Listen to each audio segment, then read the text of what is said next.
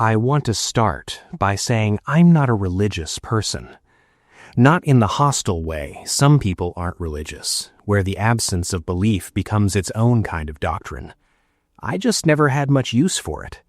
I grew up in a house where faith was treated the same way politics was, something other families did loudly, and we observed from a polite distance. I went to church twice, both times for funerals. I own no spiritual texts, follow no practice, hold no particular view on what happens after we die. I say this because what I'm about to describe involves a ritual, a real one, conducted by real people with real intent. And I want you to understand that when I walked into it, I had no framework for any of it. No reverence, no fear, no cultural memory that would have told me to take it seriously.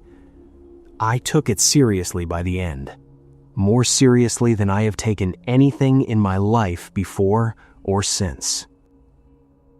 It started with a job. I'm a freelance translator, Portuguese, Spanish, and a working knowledge of a regional dialect spoken in parts of northern Brazil that most professional translators don't cover. That last one is specific enough to be useful in certain academic and anthropological contexts, which is how I ended up on the contact list of a research institution I'll call the Varro Foundation. They were small, private funding, no university affiliation, the kind of outfit that publishes in obscure journals and operates out of an address that turns out to be a converted house in a mid-sized city you've never had reason to visit. They contacted me about a translation project, field recordings, interviews, ritual texts in the regional dialect I specialized in. They needed clean transcriptions and accurate translations for a documentation effort they described as ethnographic in nature. The pay was good, better than good. I asked a few questions about the nature of the material, they answered clearly and professionally, and I signed the agreement. The recordings were exactly what they described. Village elders speaking about local practice, stories about land and ancestry, and the kinds of obligations communities understood themselves to have toward things they couldn't see. Nothing alarming, occasionally beautiful. The dialect was dense in places, and the acoustic quality was poor, but it was the kind of work I found genuinely interesting. I submitted the first batch of transcriptions and translations. The foundation responded quickly, asked for some clarifications, paid promptly. Then, 6 weeks into the project, a man named Aldrich came to see me. He arrived at my apartment on a Tuesday evening without having called ahead. I know how that sounds. I've thought about it since. At the time, it felt less alarming than it should have because he had the card of the foundation's director with a handwritten note on the back, and because he was soft-spoken and well-dressed and carried himself with the specific calm of someone who has never in their life needed to raise their voice to be taken seriously.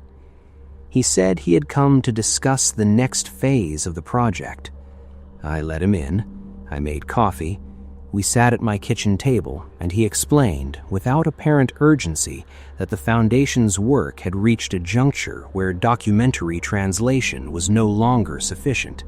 They needed a witness, someone present and literate in the dialect, who could produce an accurate account of what they observed, not an interpretation, not an analysis, a verbatim witnessing. I asked what I would be witnessing. He said a gathering, a ceremonial gathering of the community whose oral tradition I had been transcribing, an event that occurred on a specific calendar date and had not been witnessed by anyone outside the community in several generations. I asked why they wanted me specifically. He said the community had reviewed my translations. I said that seemed unusual, field recordings of private speech being sent back to the speakers for review of how an outsider had rendered them. He said the community had specific requirements for the witness, that they had listened to the translations and had agreed that I was suitable. I asked what suitable meant in this context. He looked at me for a moment, the way people look at you when they're deciding how to say something that resists simple saying. He said the role of witness in this particular ceremony was not purely observational, that there were aspects of participation expected of the witness, that this had always been the case and was not something the Foundation had introduced or requested. I said that sounded like a significant thing to have left out of the original agreement. He agreed that it was. He said he was telling me now because they were required to tell me, and because the choice was entirely mine. He said the word required with a particular weight, like it was load-bearing in a way most words weren't. I said I'd think about it. He left his number and went. I sat at my kitchen table for a long time after the door closed. I should have said no. I know that. I've known it since before I agreed, in the way you sometimes know something is a mistake while your mouth is still forming the words that commit you to it. But I was curious, and I was, if I'm being honest, a little flattered. Suitable. They had listened to my translations and decided I was suitable. There was something in that word that hooked me more than it should have. I called Aldrich next morning and said I would go. He said the gathering was in 11 days. He would handle travel arrangements. I should bring nothing ceremonial, nothing that belonged to another spiritual tradition, and nothing I wasn't prepared to leave behind. I asked what that last part meant. He said it was a standard precaution. I packed light. The journey took 2 days. A flight, then a smaller flight, then a drive through terrain that became progressively less mapped-looking as we went. Aldrich drove and didn't talk much. The landscape was dense and green and occasionally interrupted by settlements that appeared and receded quickly. I watched it through the window and tried to prepare myself for something I had no framework for preparing. We arrived at the village in the late afternoon of the second day. It was smaller than I'd imagined from the recordings, maybe 40 structures, most of them low and made of materials that blended so well with the surrounding growth that the boundary between settlement and forest was genuinely unclear. There were people visible, going about ordinary tasks, and they looked at the car as we pulled in with the specific quality of attention that tells you your arrival was expected and has been for some time. An older woman met us outside the car. Her name, as I understood it from the dialect, was something that translated roughly as the one who keeps the count. She took my hand with both of hers and looked at me for a long moment with an expression I couldn't read. Not unfriendly, not warm exactly.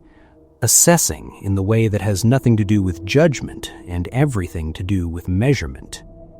She said something to Aldrich that he translated for me.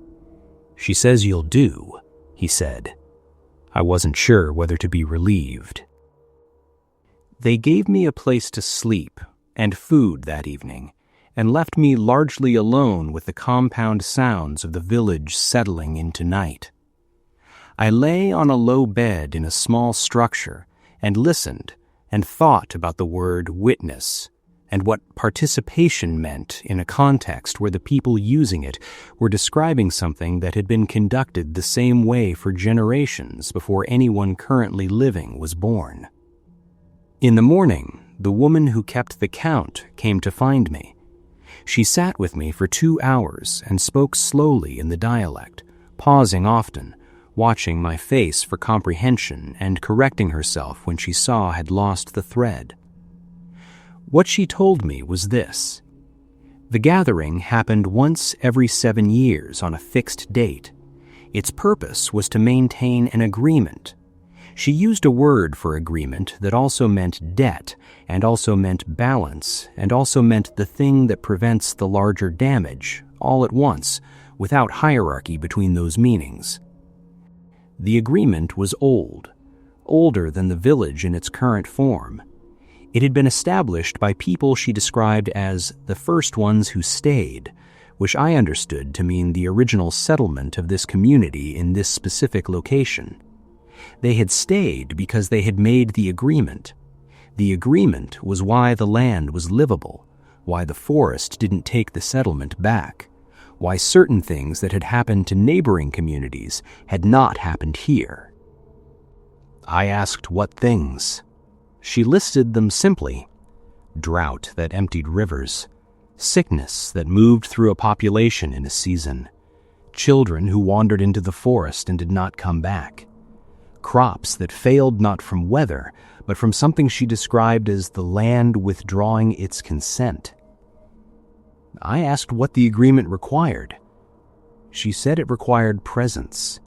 At the gathering, a specific number of specific roles had to be filled by living people. Each role had a function. Most of the roles were filled by community members. One role, the role of the outside witness, had to be filled by someone from outside, someone who carried no previous obligation to the agreement and therefore whose presence represented a voluntary extension of it into the wider world.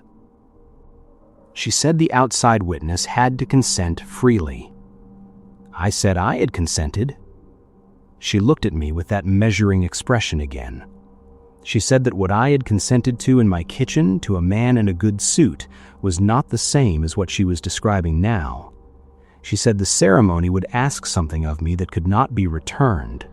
Not taken from me, she was precise about the distinction, not taken, asked for, and given or not given by my own choice in the moment. I asked what it would ask for. She said I would know when it asked. I spent the rest of that day in a state that I can only describe as a sustained, low-frequency dread dressed up as calm. I went through the motions. I ate when food was offered. I walked the perimeter of the settlement and watched the tree line and told myself that I was an adult who had made an informed decision and that whatever happened, I could handle it. I was not sure I believed that. The gathering began after dark on the third day. No fire. That was the first thing I noticed. Every ceremony I'd ever read about or seen in any documentation involved fire in some form, and I had unconsciously built an expectation around it. But the gathering space, a clearing at the eastern edge of the settlement that I had not been permitted to enter before that night, was lit only by a quality of moonlight that seemed brighter than it should have been given the cloud cover. There were 23 people in the clearing when I arrived. Community members, most of them older, arranged in a configuration that had the structure of geometry without being a simple shape. They were not robed or masked or adorned in any way that matched what I associated with ceremony. They wore ordinary clothing. They stood quietly. The only thing unusual was the stillness, a collective absence of the small fidgeting movements that fill any group of people standing together. They were absolutely still in a way that took effort to look at directly. The woman who kept the count placed me at a specific point in the configuration. She showed me where to stand with a gesture that left no room for interpretation, and then she stepped back, and the gathering began. I cannot give a complete account of what happened in the first hour, not because I'm unwilling, but because the progression of it resists linear description in a way I've tried to work around and cannot. There was sound, low and communal, not singing exactly, but not speech. There was movement, slow and coordinated, that shifted the configuration in ways I couldn't track from where I stood. There were moments where the air in the clearing felt different in a way that was physical, a pressure change, a drop in temperature that didn't correspond to wind. I was not afraid yet. I was something else, alert in a way that felt bigger than my body, like my attention had been expanded to take in more than it usually could. I was aware of the people around me and the trees of the clearing's edge and the quality of the light and the sound of my own breathing with a clarity that was not unpleasant, but was not normal. Then the configuration shifted again, and there was an opening in front of me.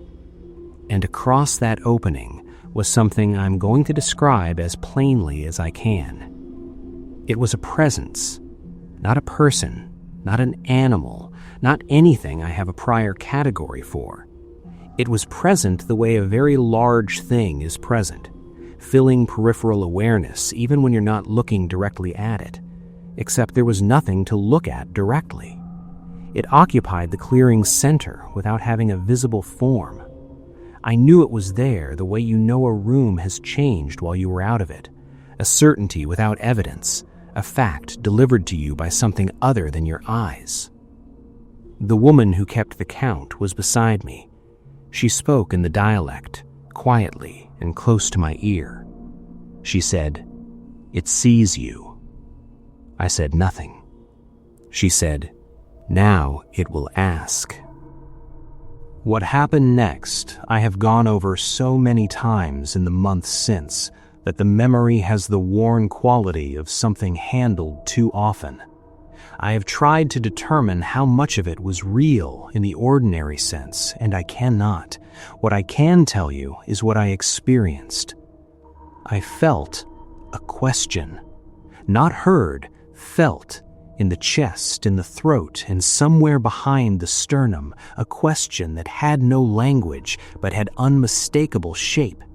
It was asking for something. The woman had said I would know when it asked, and she was right. I knew exactly what it was asking for. It was asking for a piece of my future.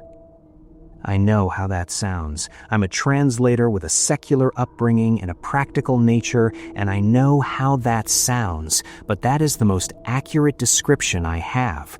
It was asking to take something forward-facing from me. Not a memory, not a year, not a named thing, something more like a direction, a possible version of what came next that would no longer be possible once given. And it was waiting. And here is where I need to be honest about what I did. I refused. Not dramatically. I didn't shout or run or make a scene. I just held the question in my chest and said no to it, internally, quietly, the way you decline something offered at a table without wanting to make the host uncomfortable. No. The clearing changed.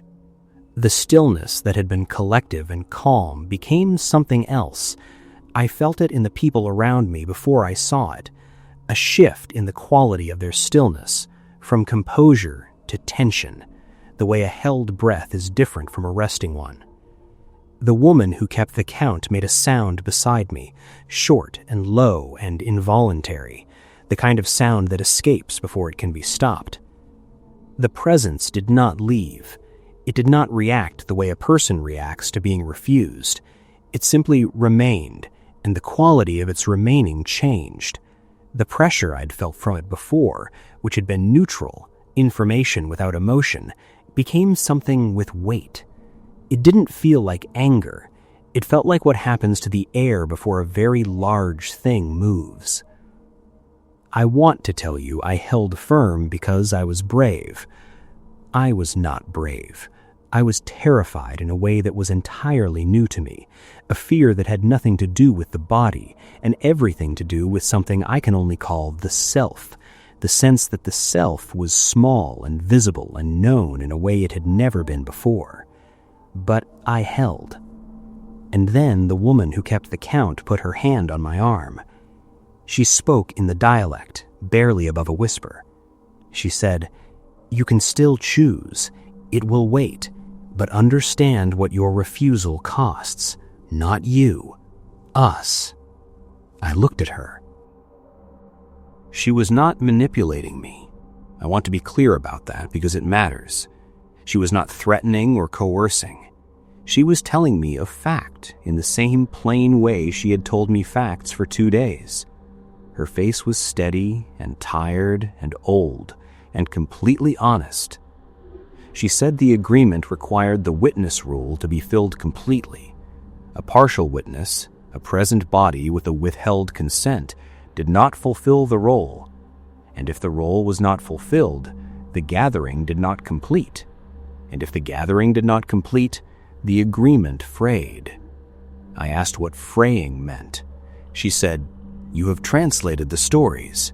You know what it means. Drought, sickness, children who walk into the forest."